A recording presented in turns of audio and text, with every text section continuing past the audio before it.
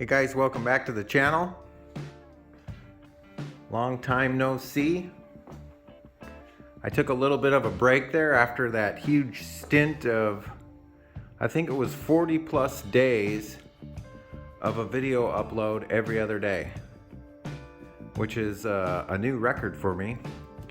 And I want to thank all the new subscribers. You've brought the channel up to above 10,000 subscribers. I don't know what number we're at now, maybe 10,150 or something like that. Anyhow, that's a good accomplishment, or a big accomplishment for me. Well, like I said in a previous video, I've been on YouTube since 2009, but I didn't start taking it seriously until 2016, 2017, right around there. A few updates for you guys.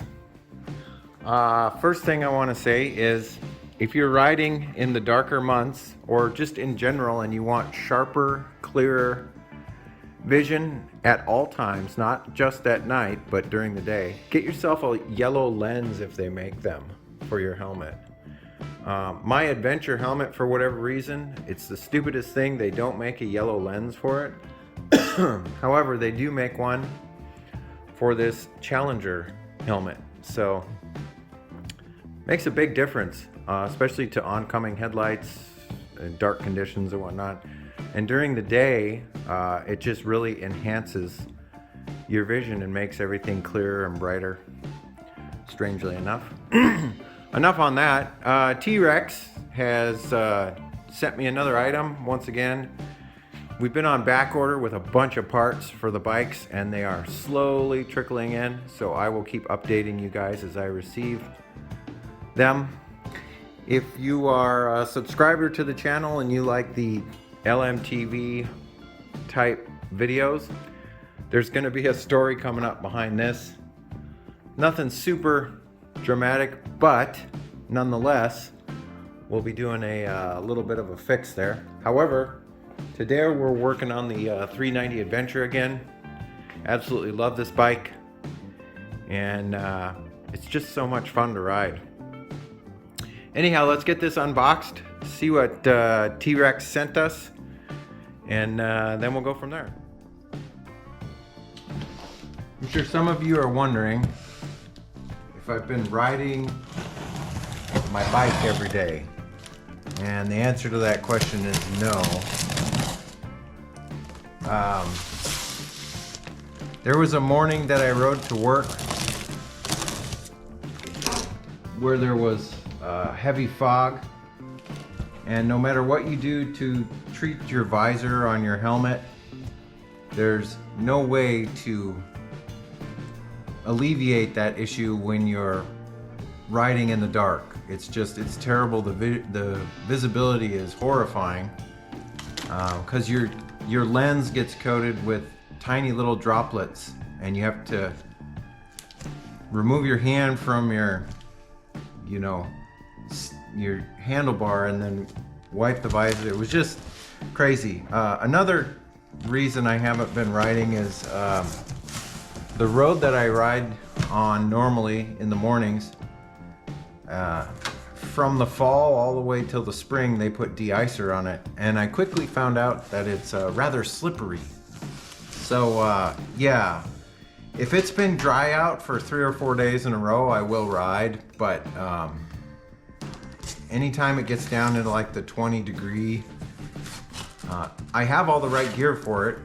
It's comfortable, it's not cold, but it's terrifying. So I've kind of cut back a bit. I still ride bikes during the day when it warms up, but aside from that, riding to work in the morning and commuting, I've kind of cut down on that a bit.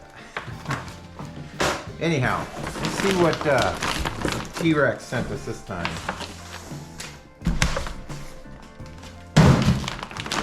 Whatever it is, it's always something nice and heavy duty, and has a good price on it.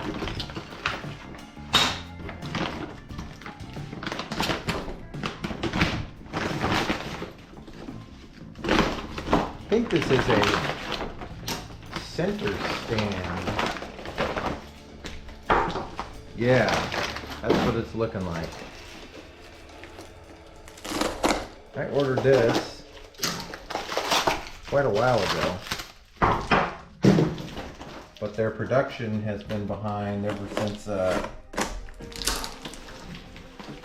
recovery of you know what, where everybody lost their workers, silently quit, whatever you want to call it. One thing you can say about T-Rex is they definitely package their items well. So that's something you'll notice right away if you order something from them. It's always very well packaged. So yeah, this is looking like a 390 Adventure center stand.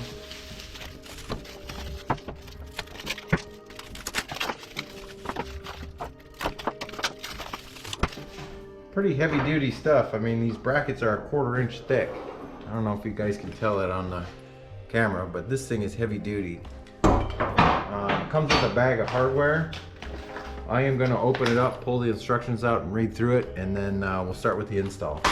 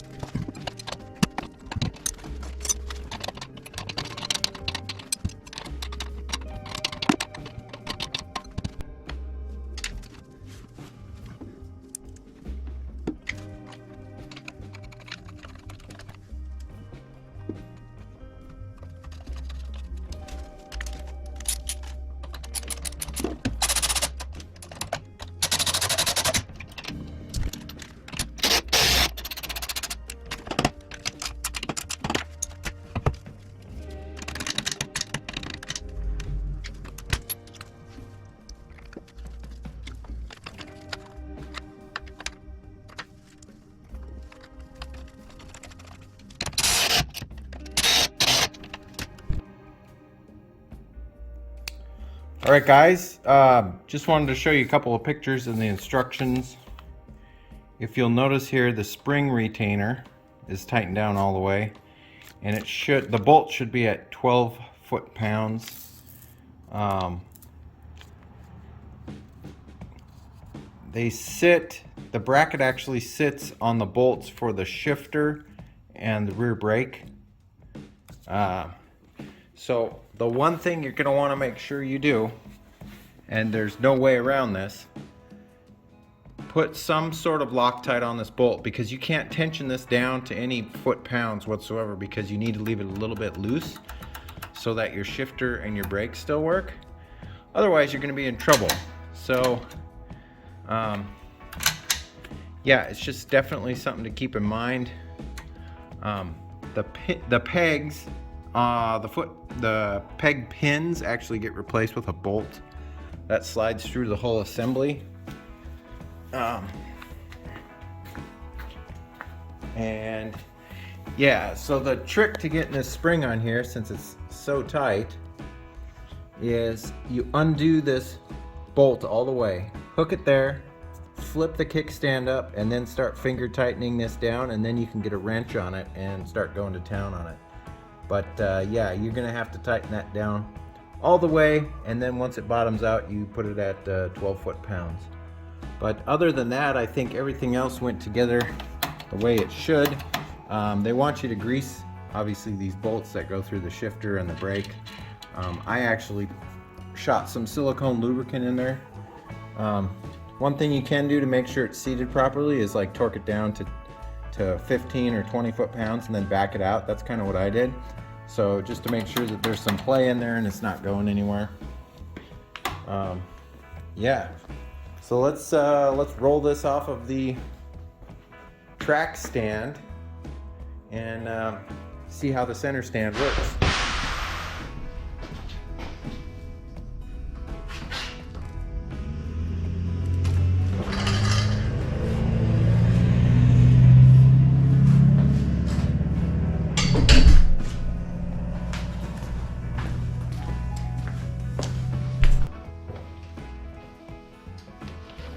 So I've never used a center stand before, so this will be interesting.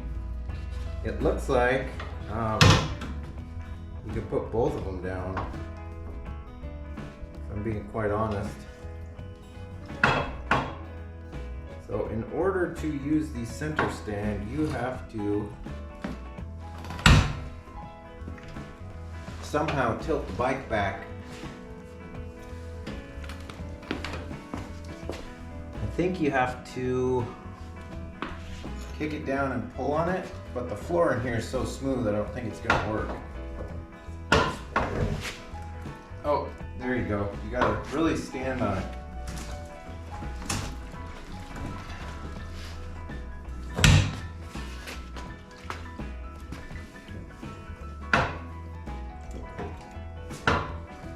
You basically have to put your foot on it and pull the bike back.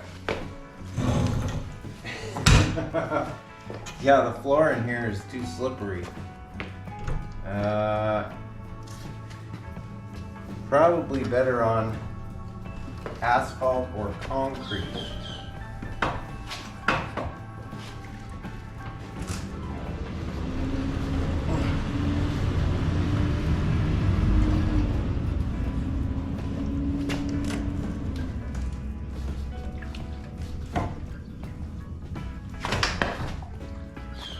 There you go. That's gonna have to get broken in a bit.